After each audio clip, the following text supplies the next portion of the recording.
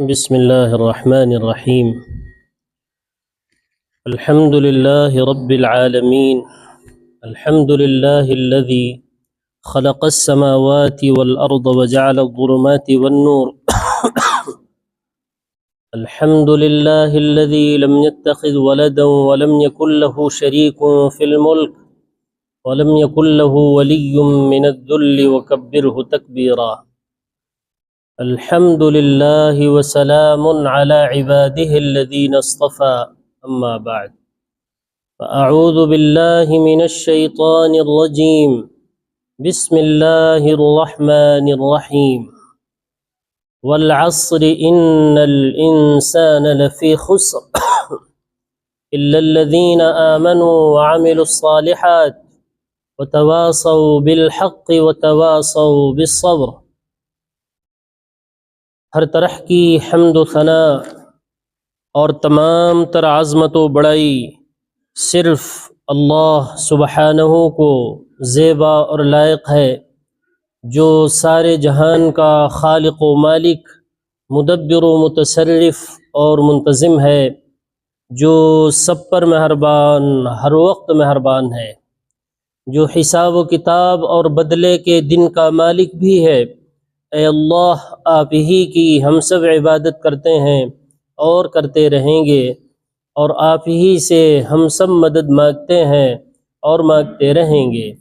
اے اللہ، ہم سب کو اپنی رضا والی جگہ جنت کا سیدھا اور سچا راستہ دکھا کر اس پر چلا دیجئے، یعنی نبیین، صدیقین، شہداء اور صالحین کے راستے پر، جن پر آپ نے اپنا فضل و انعام فرمایا، جو نہ تو عملی کوتاہی کی وجہ سے آپ کے غضب اور غصے کی زد میں آئے، اور نہ ہی علم وحی کی کمی کی بنا پر راستے سے بھٹکے۔ ربنا تقبل منا انک انت السمیع العلیم۔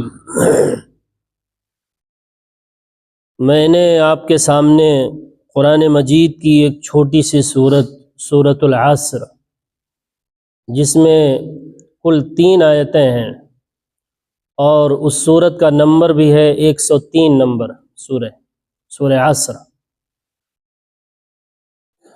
اللہ رب العزت نے انسان کی کامیابی کی جتنی بھی چیزیں ہیں، تمام چیزیں اس چھوٹی سی سورت میں بیان کر دی، اور بیان کا انداز یہ کہ اللہ رب العزت نے قسم کھا کے بیان فرمایا ہے۔ والعصر، قسم ہے وقت کی، قسم ہے زمانے کی۔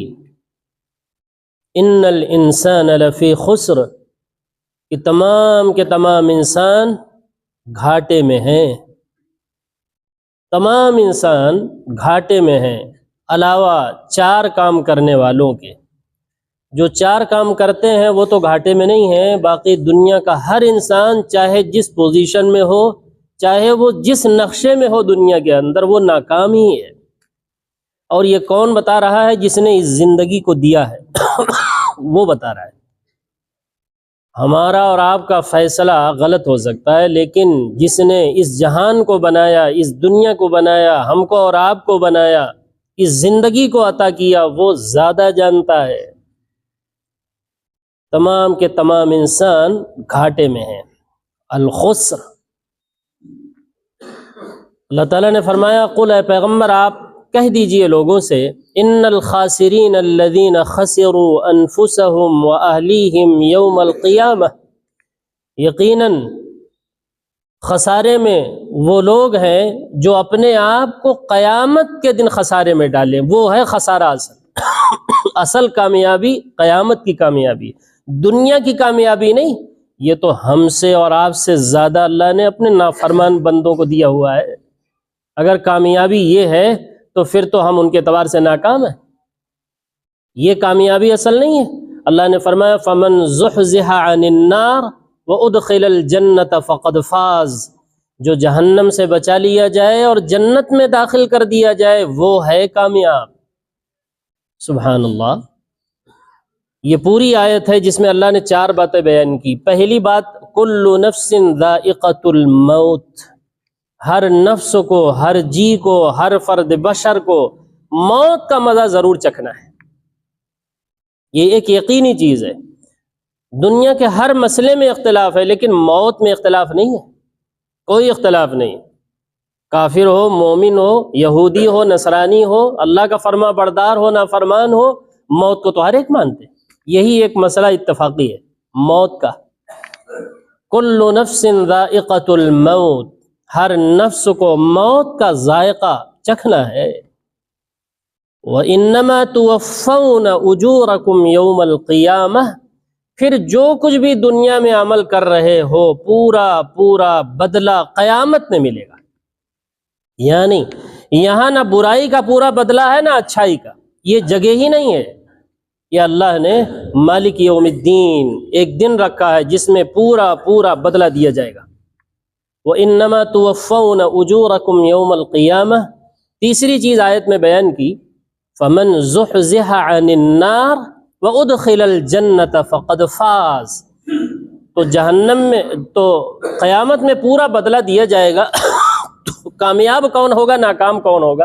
وہ اللہ نے فرمایا کہ جو جہنم سے بچا لیا جائے اور جنت میں داخل کر دیا جائے وہ ہے کامیاب۔ کامیابی اس پار نہیں بتایا اللہ نے، کامیابی اس پار ہے، زندگی کے اس پار ہے کامیابی۔ یہ تو دار العمل ہے، آگے دار الجزا ہے۔ یہاں تو عمل کے لیے اللہ نے اتارا ہے، دیکھو کیا عمل کرتے ہو، پوری آزادی کے ساتھ۔ اور چوتھی چیز آیت میں بیان فرمایا، وَمَا الْحَيَاةُ الدُّنْيَا إِلَّا مَتَاعُ الْغُرُورِ، یہ جو دنیا کی زندگی ہے یہ محض دھوکے کا سامان ہے۔ اکثر لوگ زندگی کے مقصد کو نہیں جانتے، نہ اس زندگی کو اس کے مقصد میں لگاتے ہیں، مقصد سے ہٹ کر کے زندگی لگا دیتے ہیں۔ اللہ نے انسان اور جنات کو کس لیے پیدا کیا؟ وَمَا خَلَقْتُ الْجِنَّ وَالْإِنسَ إِلَّا لِيَعْبُدُونَ، میں نے انسان اور جنات کو بھی محض اپنی عبادت اور اطاعت کے لیے پیدا کیا ہے۔ اللہ کی عبادت کریں، اللہ کی غلامی کے پوزیشن میں ہر وقت رہیں۔ جیسے ایک نوکر ایک غلام ہوتا ہے نا، ہر وقت کیسے آقا کے سامنے بچھا رہتا ہے، غلامی کی پوزیشن میں ہر وقت، غلامی بندگی کے پوزیشن میں انسان رہے۔ احکامات ہر وقت اللہ کے نہیں ہیں، وہ تو کسی وقت آئیں گے، لیکن غلامی اور نوکر کی پوزیشن ہر وقت ہونی چاہیے۔ غرور اور تکبر سے زمین پر نہیں رہنا چاہیے۔ وَلَا تَمْشِ فِي الْأَرْضِ مَرَحًا، اے لوگو زمین پر اکڑ کر کے مت چلا کرو۔ لقمان علیہ السلام نے اپنے بیٹے کو 10 نصیحتیں کی تھیں، 10 نصیحت، سورہ لقمان ایک پوری سورت ہے، 10 نصیحتیں کی تھی اپنے بیٹوں کو۔ اس میں ایک نصیحت یہ بھی تھی، وَلَا تَمْشِ فِي الْأَرْضِ مَرَحًا، اے بیٹے زمین پر اکڑ کر مت چلنا، فروتنی اور تواضع سے چلنا۔ عباد الرحمن جو اللہ کے نیک بندے ہیں ان کی صفات میں سے یہ ہے، وَعِبَادُ الرَّحْمَنِ الَّذِينَ يَمْشُونَ عَلَى الْأَرْضِ هَوْنًا، رحمان کے نیک بندے وہ ہیں جو زمین پر فروتنی سے چلتے ہیں، تواضع سے چلتے ہیں، اکڑ کر غرور کے ساتھ نہیں چلتے۔ تو فرمایا والعصر، قسم ہے وقت کی، تمام کے تمام انسان گھاٹے میں ہیں علاوہ 4 کام کرنے والوں کے۔ کون ہے وہ 4 کام کرنے والے؟ پہلا کام، الا الذین آمنوا، جو لوگ لا ریب ضابطے لا ریب پر یقین رکھتے ہیں۔ آمنو کا بہت سے لوگوں نے ترجمہ یہی کیا ہے، جو لا ریب ضابطے حیات یعنی قرآن مجید پر یقین رکھتے ہیں۔ اس لیے کہ ساری ہی چیزیں تو اللہ نے بیان کر دی ہے نا، اس لیے بعض لوگوں نے یہی ترجمہ کیا، جو لا ریب ضابطہ یعنی قرآن پر یقین رکھتے ہیں، ایک بات پر یقین رکھتے ہیں قرآن۔ الا الذین آمنوا، مگر وہ لوگ جو ایمان لائے۔ سب سے پہلے کس پر ایمان لانا؟ اللہ پر، اللہ کا یقین۔ پھر اس کے بعد فرشتوں کا، کتابوں کا، رسولوں کا، آخرت کے دن کا۔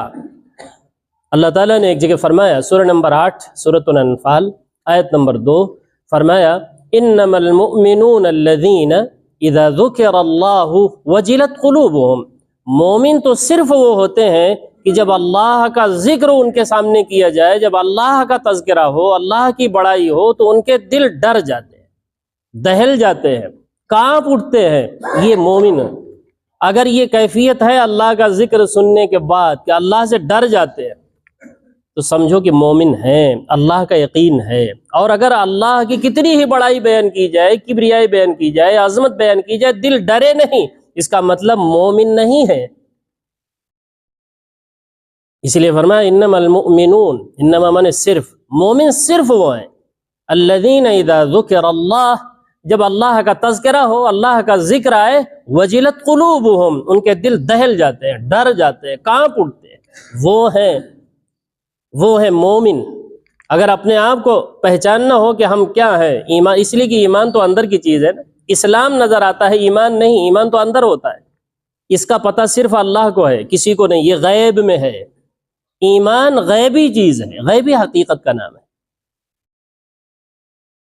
تو وہ تو علامتوں سے جانا جائے گا۔ جب اللہ سے ڈر جائیں اللہ کے تذکرے کے بعد، اس کا مطلب مومن ہے۔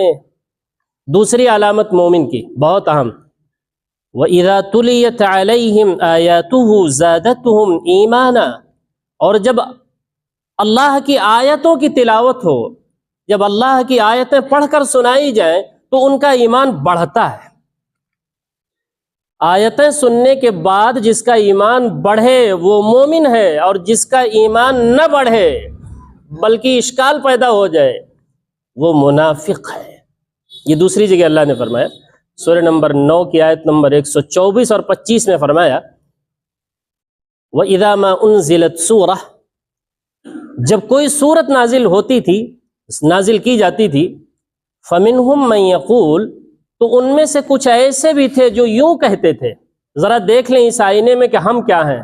بہت اہم آیت ہے بھائی، اپنے ایمان کو چیک کرنے کے لیے یہ آیتیں ہیں۔ اگر کوئی چیک کرنا چاہتا ہے کہ ہم مومن ہیں اللہ کی نظر میں کہ نہیں، اپنی نظر میں تو ہی ہیں، دنیا تو ہمیں کہتے ہی ہیں ایمان والا مسلم، لیکن اللہ کی نظر میں بھی مومن ہیں کہ نہیں، وہ آئینہ ہمیں بتائے گا۔ قرآن آئینہ ہے، اس آئینے میں اپنے آپ کو دیکھ سکتا ہے آدمی، دیکھے کہ ہم کہاں کھڑے ہیں۔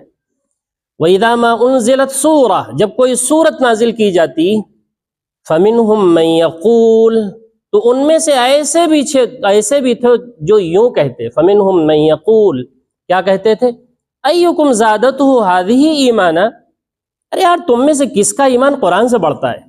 بھئی ہمارا تو نہیں بڑھتا۔ کون کہہ رہے تھے؟ محمد رسول اللہ کے سامنے جو اسلام کا لبادہ اڑے ہوئے تھے، اسی میں سے لوگ کہہ رہے تھے، اسلام کا لبادہ اڑھنے والے منافقین یہی کہہ رہے تھے کہ یار ایمان بڑھتا ہے کہیں قرآن سے۔ ایکم زادتہ ہذہ ایمانا، کون ہے جس تم میں سے جس کا ایمان اس سے بڑھتا ہے، سورت سے، آیت سے؟ کون ہے؟ یعنی کوئی ایمان نہیں بڑھتا اس سے۔ یہ سنانے والا اساطیر الاولین، پہلوں کے قصے، کہانیاں، نہ جانے کہاں کہاں کی باتیں سناتا رہتا ہے، اس سے تو ایمان نہیں بڑھتا۔ دیکھیں کہیں ہم ایسے تو نہیں ہیں کہ آیتیں سنائی جا رہی ہوتی ہیں اور ہم یہ سوچ رہے ہوتے ہیں کہ اس کا ایمان اس سے بڑھتا ہے۔ ایکم زادتہ ہذہ ایمانا، اب اللہ نے تفصیل کیا، فَأَمَّا الَّذِينَ آمَنُوا فَزَادَتْهُمْ إِيمَانًا وَهُمْ يَسْتَبْشِرُونَ، جو واقعی میں مومن ہیں ان کا ایمان بڑھتا ہے۔ بڑھنے کے لیے ہونا شرط ہے، کسی بھی چیز کے بڑھنے کے لیے پہلے اس کا ہونا ضروری ہے، وہ ہو تو صحیح تب تو بڑھے گی۔ فرمایا کہ ارے بھائی ایمان تو اس کا بڑھتا ہے جس کے دل میں ایمان پہلے ہو بھی تو صحیح۔ فَأَمَّا الَّذِينَ آمَنُوا، رہے وہ لوگ جو واقعی میں مومن ہیں ان کا ایمان قرآن سے بڑھتا ہے، اور جو مومن نہیں ہے ان کا کہاں سے بڑھے گا؟ بڑھتا ہے ان کا بھی، لیکن ان کا نفاق بڑھتا ہے، ان کا مرض بڑھتا ہے۔ جو دل میں ہوگا وہی بڑھے گا، قرآن وہی بڑھائے گا۔ عجیب بات، قرآن بڑھاتا تو ہے، جس کے دل میں ایمان ہے تو قرآن سننے کے بعد پھر ایمان بڑھتا ہے، اور جس کے دل میں مرض ہے، وَأَمَّا الَّذِينَ فِي قُلُوبِهِمْ مَرَضٌ فَزَادَتْهُمْ رِجْسًا، تو قرآن ان کو بھی بڑھاتا ہے، لیکن ان کی پلیدی بڑھاتا ہے، ان کا رجس بڑھاتا ہے، ان کا نفاق بڑھاتا ہے، ان کا شرک بڑھاتا ہے۔ سبحان اللہ، عجیب بات ہے۔ یہ آیت اپنے آپ کو اور اپنے ایمان کو اور اپنے باطن کو چیک کرنے کے لیے ہے۔ یہ آیت عجیب آیت ہے۔ دیکھیں ہم کہاں کھڑے ہیں، اللہ کی نظر میں ہم مومن ہیں یا نہیں۔ یہ آئینہ، ان آیتوں کا آئینہ سامنے رکھ دیجیے، پتہ چل جائے گا ہم کیا۔ دیکھیں قرآن جب سنتے ہیں، قرآن کا درس ہوتا ہے، قرآنی آیتیں سنائی جاتی ہیں کہ ہمارا ایمان بڑھتا ہے یا نہیں۔ اگر تو ایمان بڑھتا ہے تو ہم مومن ہیں، اللہ کی نظر میں شکر ادا کرنا چاہیے۔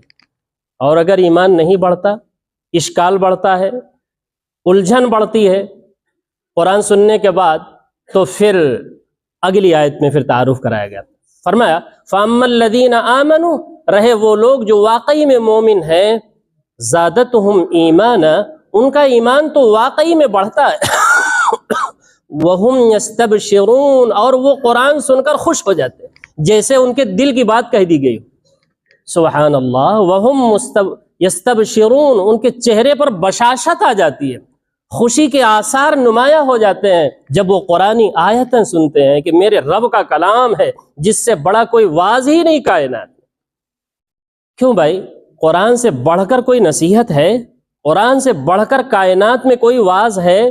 اللہ نزل احسن الحدیث، اللہ رب العزت نے حسین ترین حدیث اتار دی، یعنی قرآن حسین ترین، اور بلایا سب کو واتبعوا احسن ما انزل الیکم من ربکم، اے لوگو اتباع کرو اس حسین ترین وحی کی جو تمہارے پروردگار کی جانب سے تمہاری ہدایت کے لیے نازل کی گئی ہے، اس کی اتباع کر لو دنیا میں، ورنہ پچھتاؤ گے اور کہو گے، کیا کہو گے؟ اللہ نے کئی باتیں نقل کی، ان تقول نفس یا حسرۃ علی ما فرطت فی جنب اللہ وَإِن كُنتُ لَمِنَ السَّاخِرِينَ، جو لوگ دنیا میں قرآن کی اتباع نہیں کریں گے وہ قیامت میں یہ کہیں گے، ہائے افسوس کہ میں نے قرآن کے معاملے میں بہت کوتاہی کی، قرآن کو نہیں سمجھا، قرآن کی دعوت نہیں دی، لوگوں کو نہیں بتایا، افسوس کریں گے۔ بلکہ یہ کہیں گے وَإِن كُنتُ لَمِنَ السَّاخِرِينَ، بلکہ ہم تو بسا اوقات قرآن کے درس کو مذاق میں ٹالتے تھے، عجیب باتیں کر دیتے تھے قرآن کے بارے میں، ہمارا تو یہ حال تھا دنیا میں۔ یہ کہو گے اگر قرآن کی طرف نہ آئے، اتباع نہ کی حسین ترین وحی کی، اور کیا کہو گے؟ او تقول لو ان اللہ ہدانی لکنت من المتقین، یا کچھ لوگ، کیونکہ پورا عالم جمع ہے نا، حضرت آدم سے لے کر آخری انسان تک جمع ہے، کوئی کچھ کہہ رہا ہے تو کوئی کچھ کہہ رہا ہے۔ کچھ لوگ یوں کہیں گے کاش کی اللہ ہمیں ہدایت دے دیا ہوتا تو ہم بھی بچنے والوں میں سے ہو جاتے، متقیوں میں سے ہو جاتے، آج ہم بچ جاتے۔ تو بھائی اللہ نے تو ہدایت دی ہوئی ہے، ھدی للمتقین، اللہ نے تو ہدایت دی ہے، اور اللہ نے بلایا بھی تو واتبعوا احسن، لوگوں اتباع کرو، جو ہم نے اتارا ہے اس کی اتباع کرو، اللہ نے تو بلایا، ہدایت دی۔ اور کیا کہیں گے؟ او تقول حین تری العذاب، یا یوں کہیں گے، جو لوگ قرآن کی اتباع نہیں کریں گے وہ یوں بھی کہیں گے، حین تری العذاب، جس وقت عذاب اپنی آنکھوں سے دیکھیں گے، کہیں گے لو ان لی کرۃ، کاش کی مقرر ہمیں جانا ہو جاتا، دنیا میں دوبارہ واپسی ہو جاتی تو کیا کرتے بھائی؟ لو ان لی کرۃ فاکون من المحسنین، تو احسن ما انزل پر عمل کر کے ہم بھی محسنین میں سے ہو جاتے ہیں۔ سبحان اللہ، کیا کہیں گے؟